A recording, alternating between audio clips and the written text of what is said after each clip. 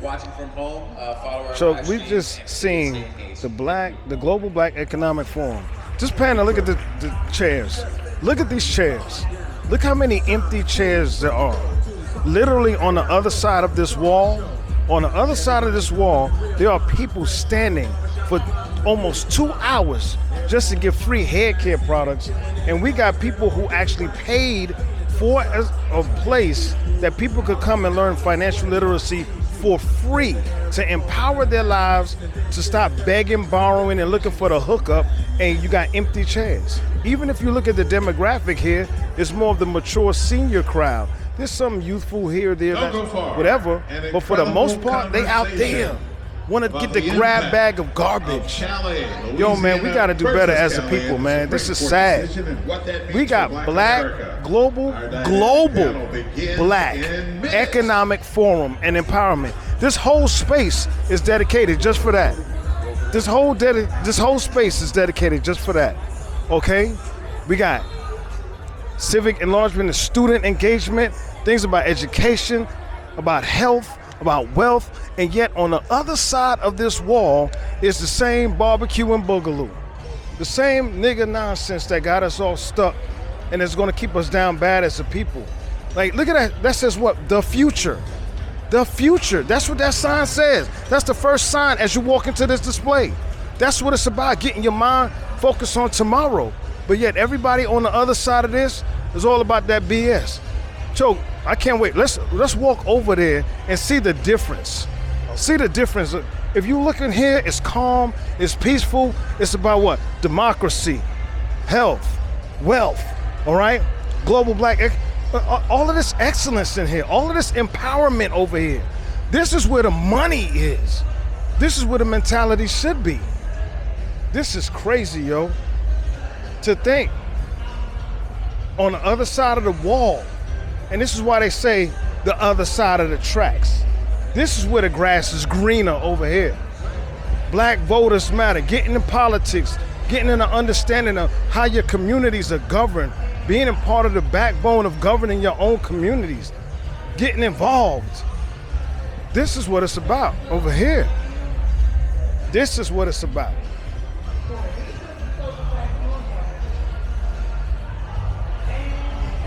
We got us. Look at this. Look, all this empowerment. Got the young one. Bless these mothers. Bless these mothers that got the young ones in here. And they in here working out. Yeah.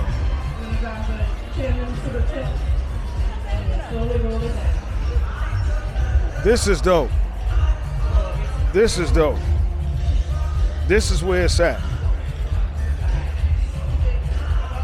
We are not for sale. Ain't that I don't know. Go on the other side of the wall. There's plenty of people out there with some skews on them. You know what I'm saying? They got some skews on their hues. This is dope. And look at that. Look how few there are over here. Look what they doing. If they was twerking, they be doing something different. Right. Yeah. That be young mommy. You know, let's not even go there. What's over there? What's this? Look at this health right here. They got a whole health thing. Yeah, and it's quiet. Too many obese people out here not to be in here. Man, for real, man.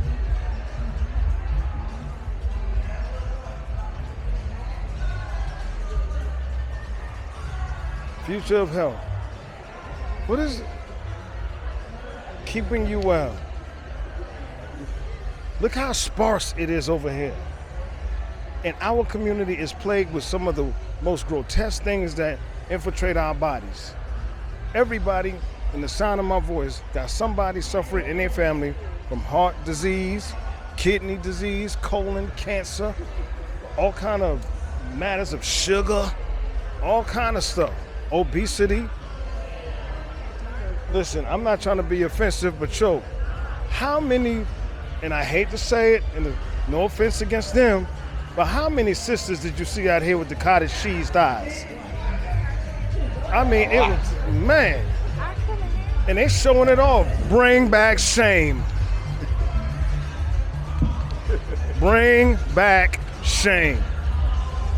Please.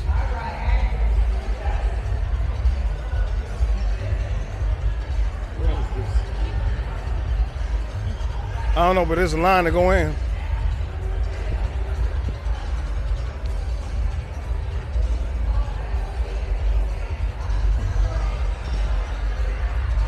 What is?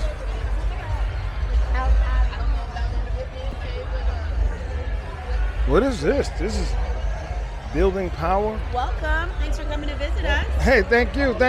What is this? What is this about? Yeah, sure. What is this about? So we're a nonprofit based in Atlanta, Georgia. We teach about reproductive justice. Our campaign is Trust Black Women. And today we're giving out our free merch that says Trust Black Women. Okay, trust black women in what? Put the mic to your mouth. In what? Trust black women in what array? With reproductive justice. That means the right to choose. That means the right to parent in a safe community. That means to have access to food for your kids. Reproductive justice is a larger human rights framework that we employ through events like this. Okay, so what are the biggest challenges that you see which brought about the vision for this? So in 1991, there were black women at a reproductive health conference. They looked around and they were the only black folks there. So they sat down, had lunch, and came up with this framework, which is called reproductive justice.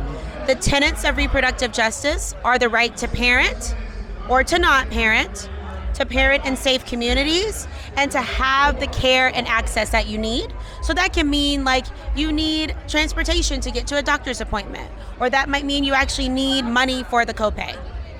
Okay, so what are the levels of resources that an organization like yours need in order to further the vision? Funding for us in this environment with our values is a little challenging. So folks can donate online at SisterSong.net. We also have a conference coming up next month in Chicago, Illinois. Anyone who wants to come can come, and it's called Let's Talk About Sex, where not only do we enjoy the conversations about pleasure, but we also talk about the policies and the frameworks that allow that access or stop that access. With all of the, I guess you could say, the social scape of today's liberalism and things like that, do you find yourself challenged by any level of pushback? Well, of course, our community is so marginalized that there are so many intersections. So there are queer people who are disabled, who need access to medical care. There are transgender people who are straight, who need access to a copay. There are older folks who need access to safe food and housing in their communities. So we really build at the intersections, which is why we have that spin the wheel, because we say that we build that power at the intersections. Okay, so the audience that you, I guess you could say, cater to, okay, the audience that you cater to, what would you say is your greatest impact demographic? Is it the younger? Is it the older? Where would you see pretty much where the rubber's meeting the road at for your organization? Overall, we serve pregnant families. So people who have found themselves pregnant and want to be, we help them. We give them a midwife, we pay for their doula, we go to their appointments with them. Or for people who don't want to be pregnant in a restrictive state, we help them access care outside of that state. Piggybacking on the word restrictive, all right, just out of curiosity, if the women that you're willing to serve have a man in their life, a boyfriend, a husband, does that change the level of dynamic for the assistance that you're willing to give them? Absolutely. So for us, we have started doing not only Trust Black Women roundtables, but Trust Black Men roundtables. It lives on YouTube if you were to search it, and we had a panel here yesterday on it. But our understanding is that Black men need support and resources so they can support Black women. So we see it as a larger ecosystem that we must pour into our Black men so they can pour into their communities.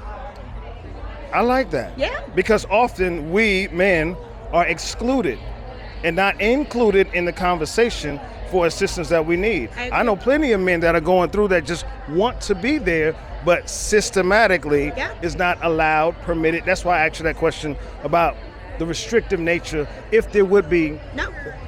No, for us, if somebody is pregnant and has a support system at home, even better. We absolutely want to get her midwife. We want to get her doula. We want to make sure that when she comes out, she has a therapist for her postpartum period. As much as he is there and a support person, he needs help. He needs to know like how to do the hip squeeze. He needs to know like when something is off, like she's crying. It's not just her crying because she just had a baby. Like maybe this is postpartum depression. So we enjoy working with our men. We have men on our staff and we trust black men.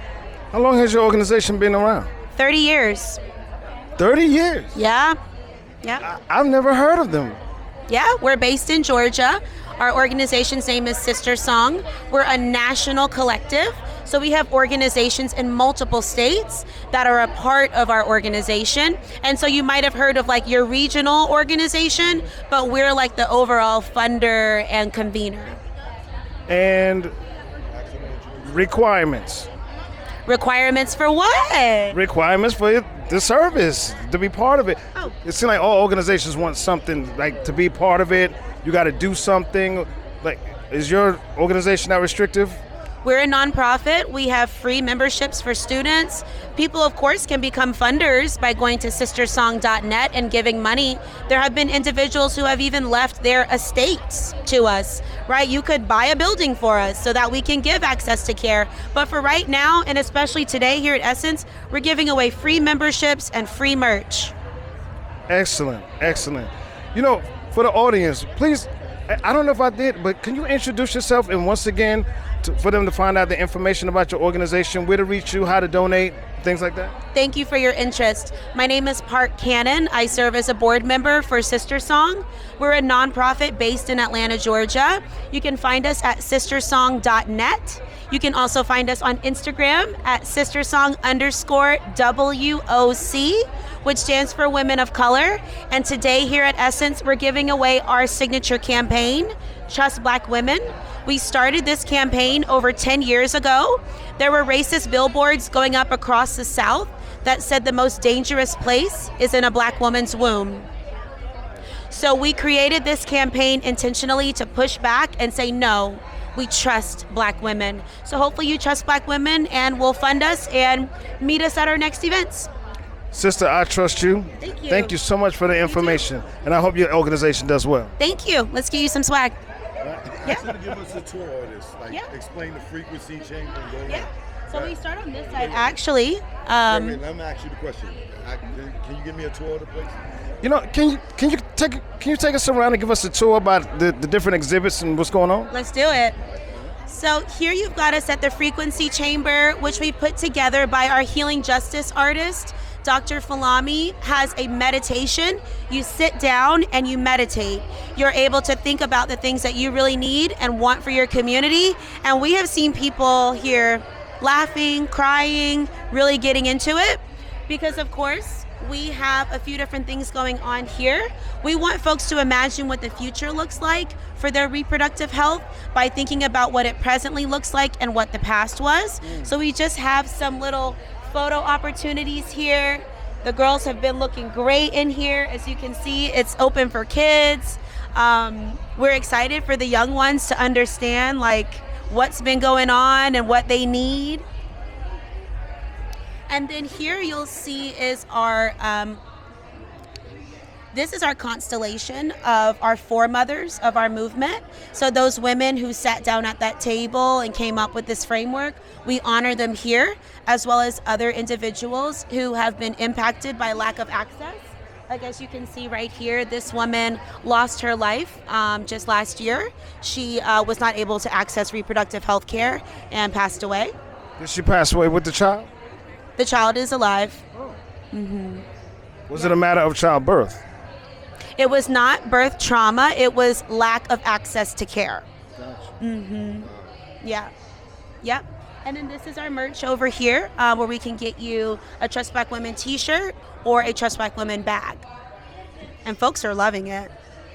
What would you say is the scale or percentage of black women or women of color that suffer or, terminal or because of lack of care? Absolutely. The statistics show that black women die 3 times the rate of white women in childbirth. And so for us, we interrupt that cycle with our Birth Justice Care Fund, where we will pay for your midwife, we will pay for your doula, we will pay for your postpartum therapist so you can survive the childbirth experience. Yeah. That is amazing. It's on the website. That is amazing. Yeah. Just out of curiosity, are there any, I guess you could say, demographic regions here in the United States that you find are more prevalent to the issues of women and mortality because of lack of care and such like that? Unfortunately, our home state where we are based, Georgia, is number 1 and number 2 for the deaths of women in childbirth, as well as infant mortality, followed by Mississippi and Alabama. So as you can see, the southern region really has some work to do with birth equity. Is there a specific reason? Well, there are 2 reasons medically that they say. One is hemorrhage, which is bleeding afterwards and not knowing that something's not right. And then the second actually has to do with your heart. The cardio issues that women experience when you become pregnant, you actually have more blood, you're pumping more, you're working more, and so your heart actually can either overpump or not pump enough. You can have clots, and so we interrupt that cycle by making sure that folks have naturopathy, have options for community care. Wow. Yeah. That's excellent information. Once again, we thank you, and you are definitely one of the black women that we trust Thank you. in this movement to get things done. Once again, tell everybody about the information about your organization and where to find you and how to donate. Y'all plug in with SisterSong. We are at sistersong.net on the interwebs.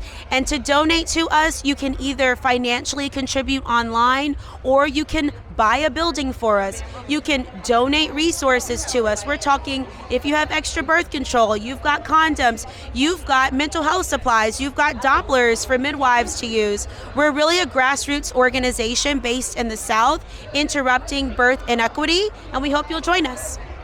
Thank you so much for your time. Nice to meet you. Thank you. Nice Let's to give meet you you some too. swag. What size t-shirts would you like? I'm a large. Okay. I think wait, we've run out of large. you ran out of large? I'll take extra large. Okay, sounds Now, good. give me a drop. My name, Choke No Joke. Thanks for Choke No Joke for stopping by. Yeah. All right. 3, 2.